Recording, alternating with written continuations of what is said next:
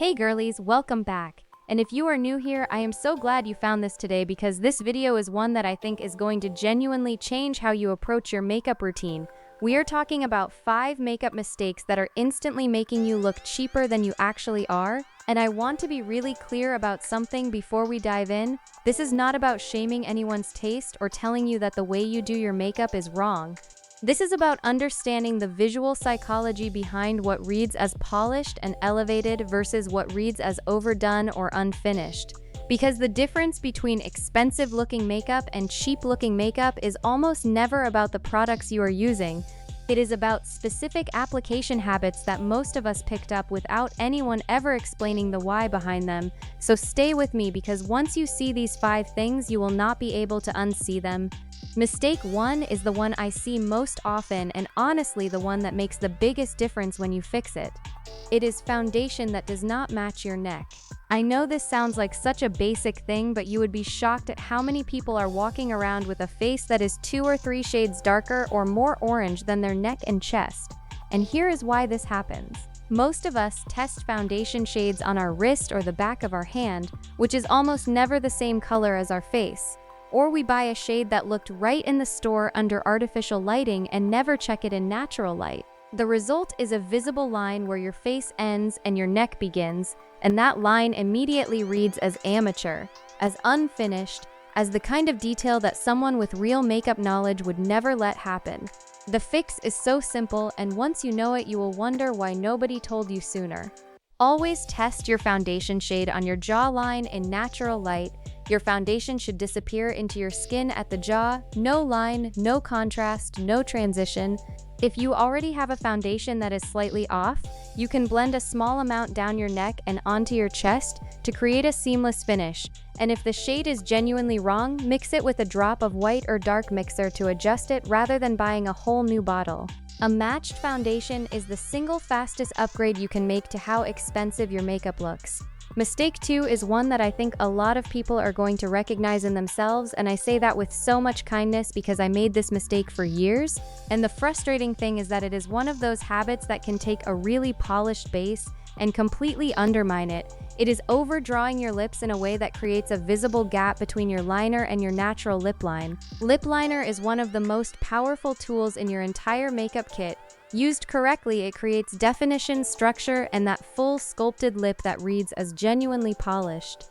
But the moment the liner visibly extends past your natural lip shape, especially when the product fades throughout the day and you are left with just the liner outline, it immediately reads as cheap and dated. The elegant fix is to line just at or barely inside your natural lip line, not outside it. If you want the appearance of fuller lips, use a slightly deeper shade of liner to define the outer edge and then fill your entire lip with a nude or your natural color before applying your lipstick on top. This creates dimension and the illusion of fullness without that telltale overdraw line. And always finish by lightly blending the liner inward with your finger so there is no harsh edge anywhere. Mistake 3 is about blush placement, and this one is so important because blush done wrong is one of the fastest ways to make a full face of makeup look cheap and costume-like. The most common mistake is applying blush too low on the face, dragging it down toward the jawline, or concentrating it in a stripe across the middle of the cheek. This placement pulls the face down visually and creates a heavy, flat look that ages you.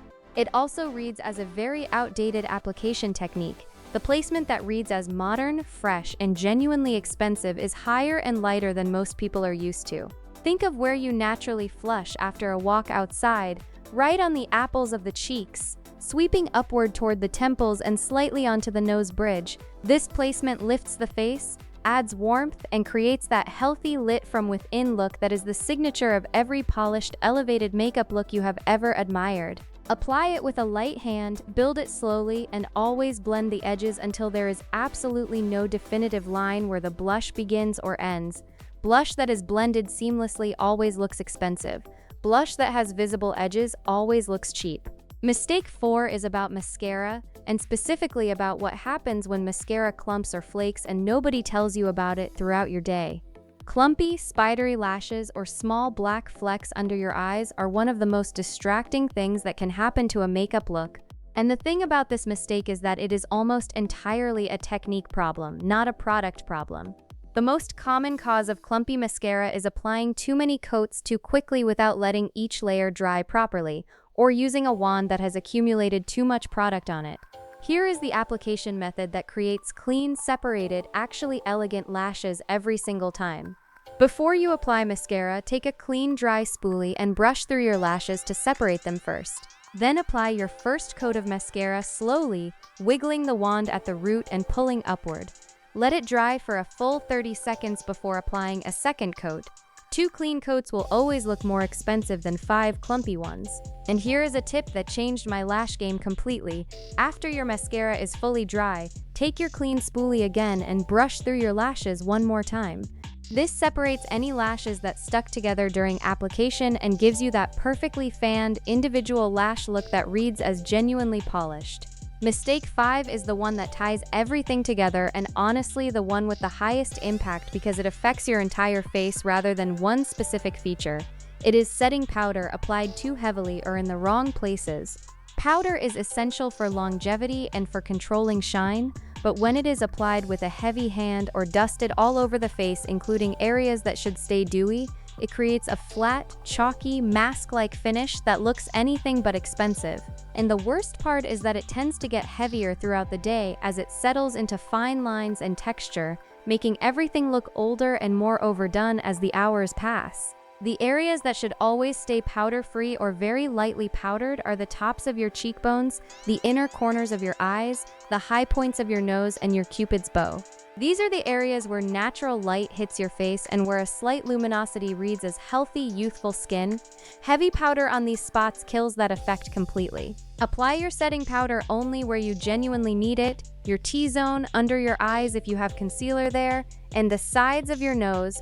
Use a small fluffy brush rather than a big powder brush so you have precise control, and press the powder into the skin rather than sweeping it across, which disturbs your base and creates that powdery heavy look. When powder is used strategically rather than globally, your skin looks like skin, and skin that looks like skin is always the most expensive finish in any room. So here is the full picture. 5 mistakes and 5 elegant fixes that will completely change how your makeup reads to everyone who looks at you. Match your foundation to your jawline in natural light and blend it seamlessly into your neck. Line your lips at your natural edge and blend inwards so there is never a visible outline.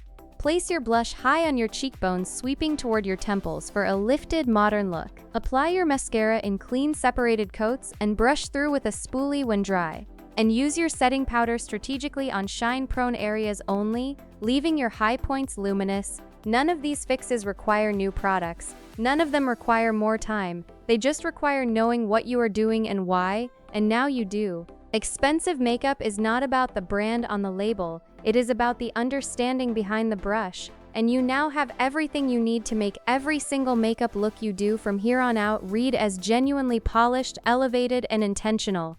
Keep glowing, girls.